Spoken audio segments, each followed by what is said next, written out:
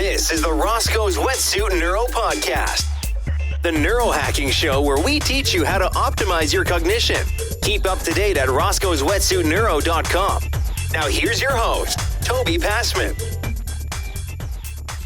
All right, we have a special guest on the show with us today, Carolyn Colleen. Carolyn is a fierce mother of 3 children, author, international speaker, entrepreneur, and business strategist focused on helping others achieve their goals. Carolyn is the founder of the F.I.E.R.C.E Academy, an online program that helps women create life strategies that enable them to have the life they dream of without sacrificing their families, careers, or lifestyles. She's also the author of F.I.E.R.C.E, Transform Your Life in the Face of Adversity, 5 minutes at a time. So Carolyn, super excited to have you on the show today. Thanks for having me. So tell me a little about kind of your childhood, your upbringing, kind of what led you to kind of down the path that you eventually got down. So I am hailing here from Wisconsin, and I actually grew up here. I lived in, I think 4 or 5 different states before the age of 7, but this has been the longest I've been in one area, and that is in Wisconsin. So I grew up Midwestern, and over my youth, I experienced many different adversities, none that are, I would say, unique, but definitely not anything that should happen to a child. So over my youth, I've experienced sexual molestation and sexual abuse from both men and women, along with physical abuse and emotional abuse. And dealing with that growing up was difficult in that it was random people coming in and out of my house and seeking to abuse. And it definitely affected the way that I saw the world. Growing up that way with my sister, who is 9 years younger than me, and I was her protector, I helped protect her from all of these random people who sought to abuse. And we grew up surviving. And through survival, you have a certain way of looking at the world. And as I grew into teenage years, I saw the world as a place that sought to just basically be, we're just here to be used in some way. And when you have a perspective of that at a young age, that tends to be what you gravitate to as well. And I found myself in a very abusive marriage as a teen and a teen mom. So So what I did is I was able to navigate that, a bit of what life meant as a teenage mom and a wife. So 19 years old, there I am with a child and in an abusive marriage, and didn't know that that's what it was. I thought that love was someone who monitored your food intake and monitored your time and alienated you from everyone that knew and loved you. I thought that was love. And so I didn't really know that it was any different. And until when my daughter was born, I realized what love was, and realized that it was something that was unconditional and that she deserved more, even if I didn't think I did. So what at that point, what I did is I thought of a way to leave my abusive marriage, and I found myself in the Salvation Army. So in the Salvation Army, I found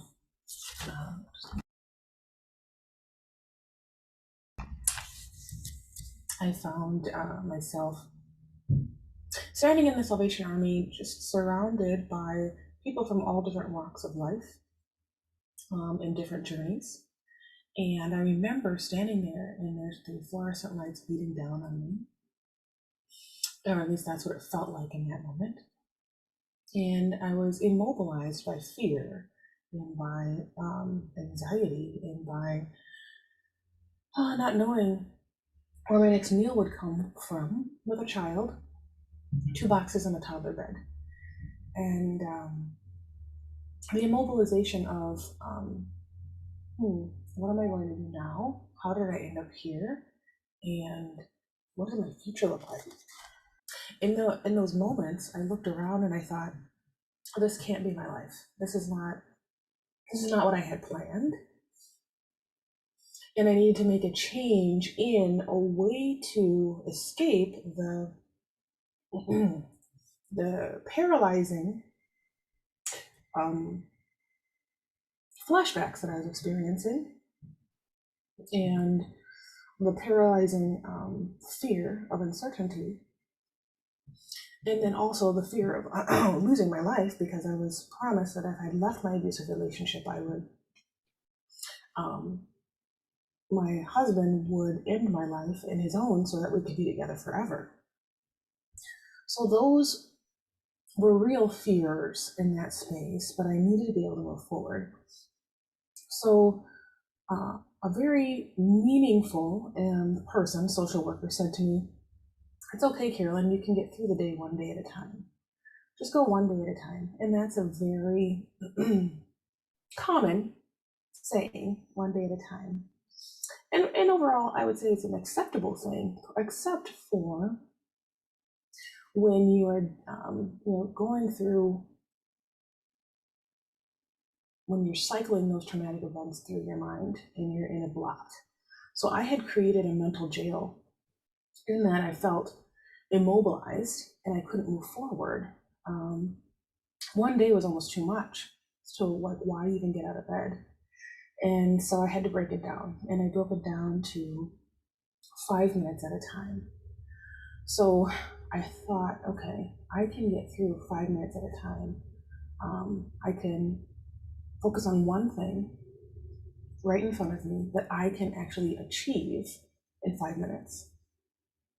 And so when the anger came up from having a mother who was at undiagnosed mental health and schizophrenic tendencies, with being raised with a hoarder who I was surrounded by cockroaches and mice and just hordes of garbage everywhere, and being raised with just some days there was a lot of love and some days there was none at all, and I'd be reminded that I was adopted and I cost $10,000 and I had to earn my keep, and all this anger that would come up with why me, and the anger that would come up with leaving an abusive relationship, and the anger of all the perpetrators. When I would have those thoughts and those emotions and those flashbacks of things that never should have happened in my lifetime or anyone's lifetime, I would use those emotions as fuel to push me in a direction that served me rather than self-sabotage me. And so, that space of, which, as you know, that space of fight or flight or freeze, when that emotion would pop up, I would honor that emotion and I would use it as fuel in which to ignite me to make a decision that served me. And I did that 5 minutes at a time. So 5 minutes at a time, standing in line at the Salvation Army, 5 minutes at a time, stacking and stacking and stacking that in order to first put on a smile so that my daughter wouldn't be afraid, and move forward in that line to get food, move forward in the decision to get into low-income housing, move forward in the decision to fill out that paperwork line by line in order to get food stamps, figuring out how to patch food pantry to food pantry together in order to make sure that we had enough food for the week, and continually moving forward 5 minutes at a time to registering in school, to building my career, to getting out of low-income housing. I worked sometimes 60 hours a week while going to school full-time to try and escape that circle of poverty that I had found myself in. I cleaned houses, I babysat, I bartended, I worked at the hospital to get insurance. I worked and worked and worked and worked and worked 5 minutes at a time, not thinking back, but pushing forward. And I was able to push and build my career and build my education in which to raise my income and escape not only the circle of abuse, but the circle of poverty. And while doing that, slowly evolving into the next evolution of who I was as a mom and as a woman. And fast forward now, I've been able to go from standing in line at the Salvation Army, seeking food and not knowing what to do and how to do it, to being on the board of the Salvation Army, helping people to combat homelessness. And then I went from, as a teenager, trying to end my life because I felt such demise and loss and lack of love, and seeking advice from a PhD in order to help me help save my life, to fast forwarding to being a PhD candidate in which to save the lives of others. And it's interesting as I look and reflect on the evolution of who we are as humans and the resilience that we have. Truly, for me, it was breaking it down 5 minutes at a time in which to further build up, making decisions that served me, in which to get me to where I am. Because the people who have been through things that are exactly the same, even grew up in the same block as I did, are still at the Salvation Army. And so I feel very fortunate in that I figured out a way to use those emotions and use those triggers and flashbacks and all those things that can really crush a human. And I used it as fuel to push me in a direction that would serve me compared to self-sabotage. One of the really interesting things that you mentioned there was that having your daughter kind of taught you unconditional love. And it was something I've just recently been reading more into, kind of attachment styles, learning about, how our relationship with our parents, how we were raised, then comes to impact our ability to be able to form kind of healthy relationships in our lives as we become adults. Have you read much on attachment styles? Do you pay much attention to that? I've heard something similar. I don't know if I know the name. But for the unconditional love, that was a piece that I needed because I didn't love myself. And like, just like you said, because of the way that I was raised, the way that I saw the world and the way that I saw relationships and what they meant. So, or didn't mean, because a lot of times when you're sitting in a space of survival, you're not necessarily growing. Or having the opportunity to reflect and say, hey, the way I see it might not be the way that it could be, or it might not be the way that it serves me the most, or even just seeing outside of your own box in order to identify what a healthy relationship or vantage point or perspective might be. And then also to ask questions, because particularly in survival mode, a lot of times you don't have time for questions. You just have time to push forward. And so, yeah, in order to be able to use that unconditional love and experience what that actually means in the true sense for the first time was very profound. And that was a motivator in order to say, hey, what I thought I knew might not be real, or it might not be the definition of, it might be real, but it might not be what actually serves me. So we need to probably unpackage that a bit more. And so that's interesting in terms of being able to kind of break it down into those 5-minute chunks in which you just kind of continue to push forward. I wanted to ask you, as far as, was there a time, was there a point in which you thought that you were just sort of a kind of a product of your environment, and just simply you maybe had more of a victim mentality? And if so, was there a shift in perspective that you took, that at some point you took, in order to say, you know what, I can get myself out of this, I can improve my relationships, I can raise a healthy child, I can advance my career, go back to school? Like, Did something flip at any point? Yes. I'm glad you asked that because, yes, it was a struggle. It was a struggle for me to leave my marriage. It took me, now, when I realized what unconditional love was, my daughter was 2 months old. And she was born colicky, which means that a baby that screams nonstop and there's no cure for it. So imagine being 19 years old, not, when you think about a 19-year-old, how much experience in life do you truly have? And then having a baby that's screaming nonstop. Your mental health status is not so strong. And so my daughter, at 2 months old, that's when I kind of, she stopped crying, and I was able to actually know her. And when I was able to know her, and see the love that I had for another person, I realized what that unconditional love meant and was. Now, up until that point of my life, I did have, I would say, a victim mentality, and probably a while after that too. I was very angry. I was very, I would say angry would encompass the word, or the feeling, and I had right to be angry. However, that pivotal moment where I just kind of the switch was really when I started to see that, like when I was standing in line and I'm like, this is not my life and this isn't really where I want to be, and this is not the future for my child.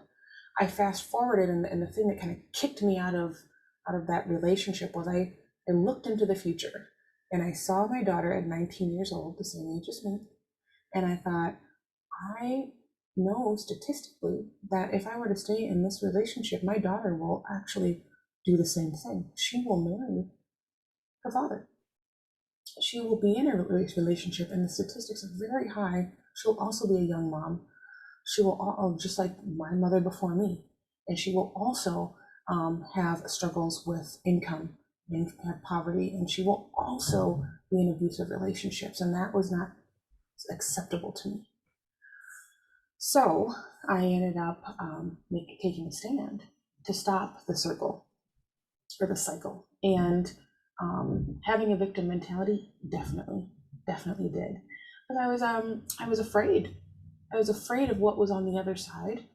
And what really kind of knocked me out of that is thinking about every person, and the environment, both, that had wronged me since starting at age 4, with my teenage neighbor who molested me, starting at age 4. And all those people and all those wrongs over my short lifetime, if I were to continue in a victim mentality, then I would not be able to live a life that I deserved or even learn what that meant. Therefore, they win. So all the people that had sought to keep me down and sought to abuse and victimize me living in that victim mindset for the rest of my life makes me the victim. And it also makes it so that they win.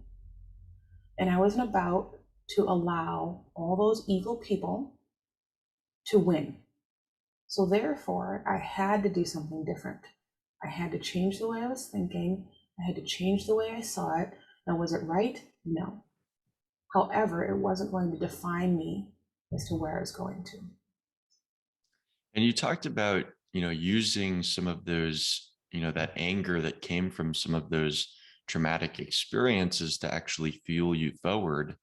I wanted to ask you, did you ever was it ever important in your life to go back, say in psychotherapy, to address those specific traumas? Or did you find it more so beneficial to just, say, okay, my past is my past, but I'm going to just improve my future going forward? Oh, I've done, it was 20 years of therapy, yes. So weekly therapy. And I feel that everyone should have therapy, whether you've had adverse childhood or not.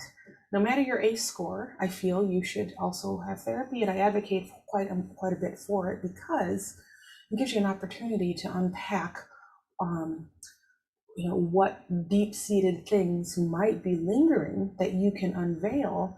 But then also I would encourage you to add on a twist of disruptive thought. So is there do I have a background of the fear of abandonment? Definitely. However, there's that knowing that it's there, and then what are you going to do about it? How are you going to process through it and acknowledge it, because it's all part of you, whether we've chosen or not. However, how do we lean into, all right, it happened. That is what happened. It is true and valid. But how does it work for you in a way, meaning it's not holding you back, and it's not keeping you in a space of anguish in some way. So therapy is beautiful because it helps unpack the things of your past. It helps you see and understand why you do what you do sometimes. And then I recommend also getting a coach or someone who not only sees the thing, therapy only sees all the things and the damage within you, but then someone who also appreciates what's right with you. So there's that balance. So for years, many years, weekly therapy to work through the process through how it's affecting my body, my mind, and my spirit of my past. And then also adding on a life coach that helps appreciate what's right about me as well. And so that I can see, yes, that is real, but there's also all this beautiful opportunity to find within the ashes. That's an interesting distinction. I just had a coach come on, Rod Francis. He came on my podcast a couple episodes ago and was talking about that exact thing, about the differences between therapy and a coach and how they can be equally kind of powerful in their own respect. Tell me, so kind of continuing the narrative, as far as once you sort of you went back to school, what was next? What did you move on to when you kind of started your career? So from there, I've been very resourceful. So I'm a resourceful person, and that's something that I think comes from when you have nothing. You learn how to kind of be resourceful, and so I continued on my coursework, and I continued on building my career. I needed to figure out how to get off of, for example, food stamps and Medicaid. And so in order to get off of Medicaid, I needed to have insurance. So I ended up getting a job at a hospital. So at a hospital, I could have a job that I could work and have good insurance so that I didn't have to have Medicaid anymore. And so I did that, and then I continued on and was able to build my career. So from there, I built my career, and again, using my resourcefulness. So when looking over the timeline of your past, how can you identify those pieces of light and ember coming out of the ashes? So for example, I'm extremely resourceful. I'm very resourceful in honoring and leaning into that skill. Now, the why I'm resourceful is because sometimes I had to figure out where my meals were coming from. I had to figure out how to escape the circle of poverty. I had to figure those things out, which made me very resourceful. So that's the why. However, the benefit that comes out of it is resourcefulness. Same thing with strategic. So I got into strategic planning. I learned lean technologies. I learned methodologies, and a combination of my college education with my own personal learning. So with learning strategic planning, for example. Well, when you have nothing and you have to figure out the days and the times of how to get from the bus stop to the food pantry, to the daycare, and back to class again, while packing a baby, a stroller, a backpack, and a baby bag. And you better know you're going to make sure you get to that food pantry before it closes, or you don't eat. That is a strategic planner right there.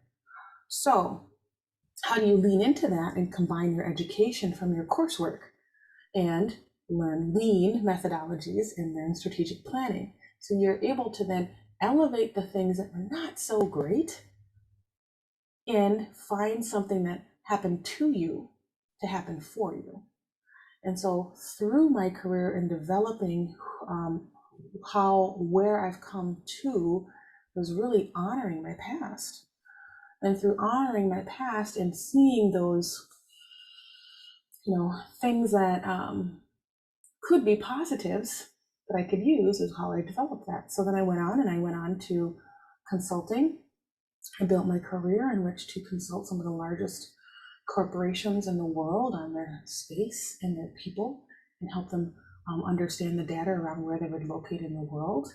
I traveled all over the world in doing that. And then as I continued on, I built my career in healthcare, and I was able to take something that was, take nothing and kind of make it into something, which again, in my personal life, I was able to take nothing and make it into something.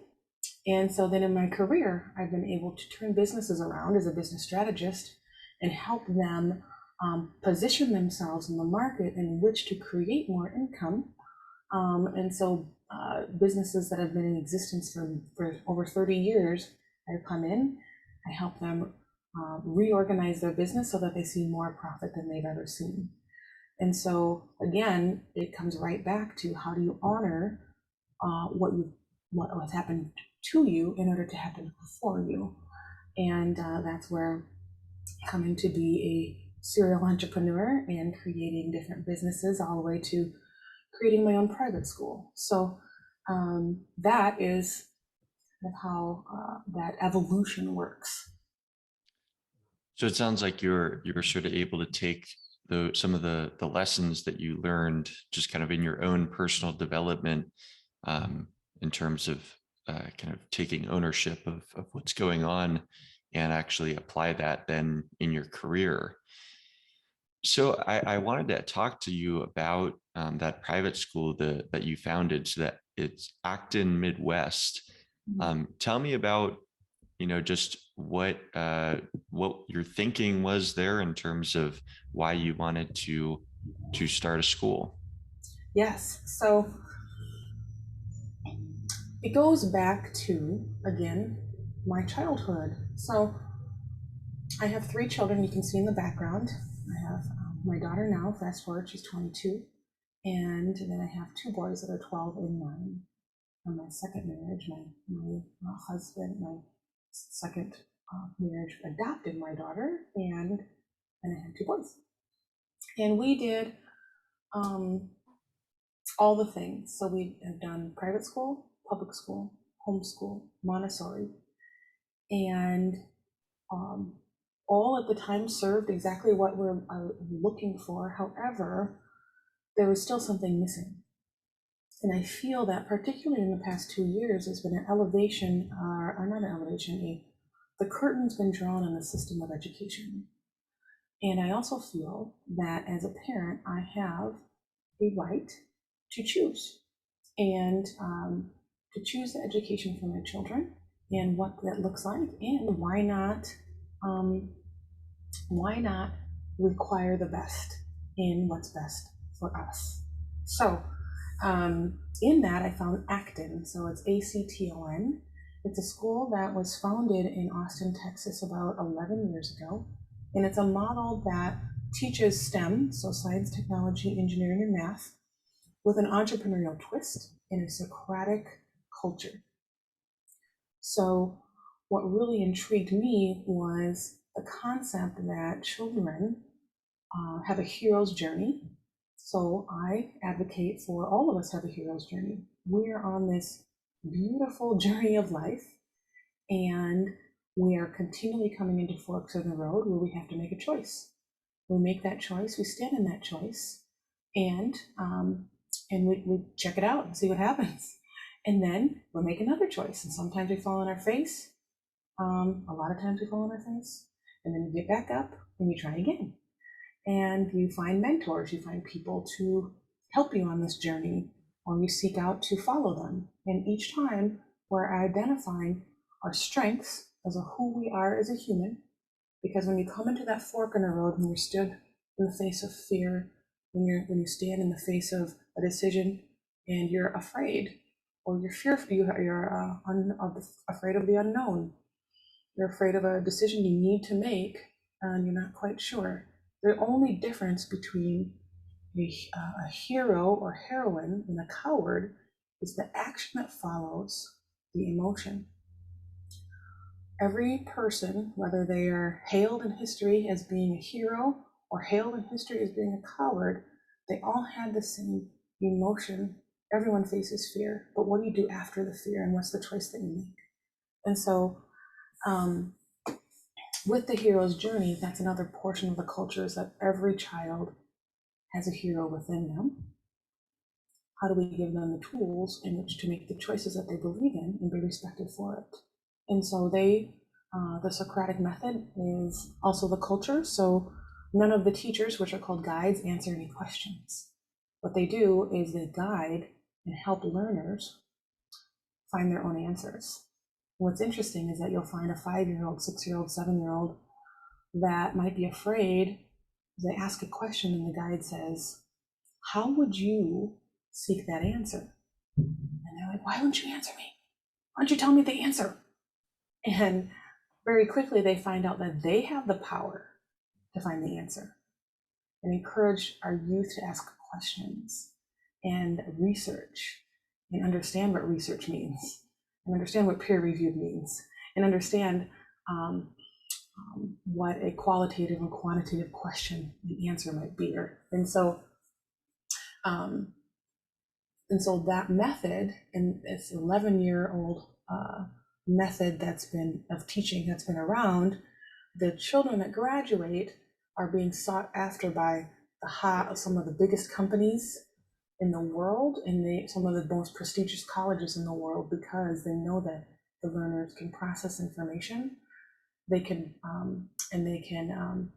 ask questions and build and create, because they're not limited by a system that is broken. And so for us and for me, I have lifelong teachers beating down my doors in order to try and teach and want to teach and get on the wait list of my school, because they didn't go to school in order to make a bunch of money. They went to school in which to teach and be connected with students, and the love for learning. And unfortunately, the system has let them down. So the Socratic method, that was something that in my high school experience, a couple of my English classes, we did, Socratic seminars, and I found that to be really, really helpful in terms of just spurring me, continued thinking and discussion compared to, just what you're saying, kind of asking the teacher, for the answer directly, and then just sort of, waiting and writing that down in order to pass the test, that's going to be handed down. It was much more, inspiring you to really think for yourself, as you're saying. So, I think that that was a really cool method, and one that I'm super glad that it sounds like you're able to successfully implement in your schools. Transitioning a bit into what you were doing as far as the PhD that you're getting in organizational leadership and behavior. Tell me about kind of why you wanted to go and get that specific PhD, and what you're hoping to be able to do with that. So with this particular PhD education, the reason that I chose this path is because I feel that as organizations and as communities in our world, I was really intrigued by the positive psychology and appreciative inquiry on how we can flip the way we look at things. So from a how do we stay with the heart of what an organization and a community um, loves to do and stands for, while also moving the communities and organizations in a positive direction and in a direction that um, that is long term. So, for example, I'll go into organizations and companies who are they're not they're not on the same page. So they may be struggling financially, and they might be struggling culturally. And I will go into an organization and facilitate a conversation around, rather than what have we done and what was wrong. It's a conversation around how might we become. And so it's based. Margaret Wheatley, I enjoy her viewpoint on a lot of things that happen in our world per se, and coming from an appreciative inquiry standpoint of how might we improve or change what's happening now and into the future and bring communities together. So that's where organizational behavior comes from, is understanding why people do what they do and how to help move in a direction that serves rather than depletes. And is that same approach something that you feel like is similar in terms of working, say, with students with your school? Does that sort of approach translate to the workplace, or are there differences? I feel it's overall. So if you're using it in your family, in your community, or in your organization, so for example, even with yourself, so why do you do what you do?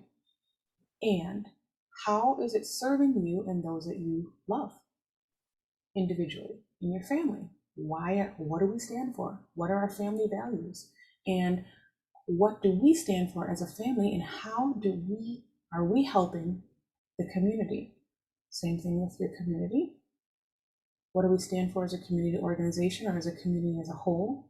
And how are we uplifting our world? And same thing with an organization. What does it look like? What do we stand for as an organization? Who are we? And what are we contributing to our world?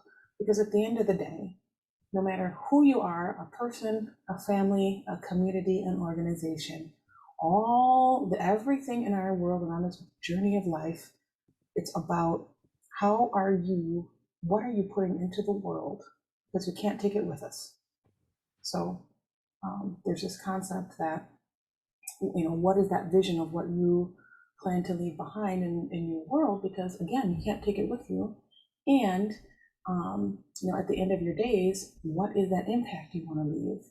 And there's a concept that you don't truly die until the last person speaks your name. So what is that impact that you want to leave? And then kind of transitioning to moving forward, I saw that you are working on publishing a second book focused on academic entrepreneurism. Mm-hmm. Can you talk to me a little about that academic entrepreneurism, and just why you thought it was so important to write a book on it? So I'm co-authoring that, and I feel that I was excited to participate in this because, as a professor, from a professor standpoint, when you're teaching students on entrepreneurialism, there's that question of, is an entrepreneur someone who is taught, or is it someone who has done it? And are you born to be an entrepreneur, or is that something that you can self-select? And so with this book, it's a combination of stories and a combination of theory around, I feel it's both. So I feel that because of reflecting back on the different ways in my short lifetime that I've had to try and fail and try and fail and try and fail, that is a spirit of entrepreneurialism, along with combining your education and what you can learn and take in and which to become an entrepreneur, because you can be an entrepreneur within an organization while working for a company, but being an entrepreneur in which you are navigating through that organization with an entrepreneurial spirit. You can also be an entrepreneur in your own business and creating your own businesses. You can do both at the same time. And then you can also be an entrepreneur of your life, meaning how are you using an entrepreneurial spirit in which to self-develop at a rapid pace. Awesome. Well, Carolyn, I've really enjoyed our conversation today. Anything you would like to leave just as we wrap this discussion up? I guess the only thing I would say is through the different things that we've talked about today, I would like to say to you and to your listeners and to everyone to just leave them with a thought of, when you're looking at that next thing that you're after, or you're thinking you need to move forward in some way, just remember that sometimes you have to borrow the light that another sees in you until your fierce light ignites. Interesting. Okay. So finding even if you are not feeling whole, or like that you don't have it figured out, finding someone else that you can sort of borrow that spirit from to try to work on getting there yourself. Yes, because sometimes we don't believe that we can do it per se, but another person believes it, or another person sees something in you. You're like, oh yeah, that's not me. I don't know. I don't know if I can do that. I don't know why they see that in me. Well, how about you just borrow what they see in you? Because sometimes people see things in you that you don't see. But maybe you just have to borrow that until your concept of yourself catches up. Got it. Awesome. Well, Carolyn, where can people, if listeners want to find out more about your work or get your books, where would you direct them to? Come to my website at carolyncolleen.com, or you can find me on Instagram, you can find me on Facebook, and you can find me on LinkedIn, all the same, carolyncolleen.com. Great. And for those listeners who enjoyed the show, go ahead and like and subscribe to our YouTube channel. We're Roscoe's Wetsuit Neuro, and also subscribe on whatever audio platform that you listen to the podcast on, whether that be Spotify, Apple Podcasts, Stitcher, or any of the other ones. We are on them all. Carolyn, I wanted to really thank you for coming on the show today and sharing your story. I appreciate it. Thank you. Thank you for having me.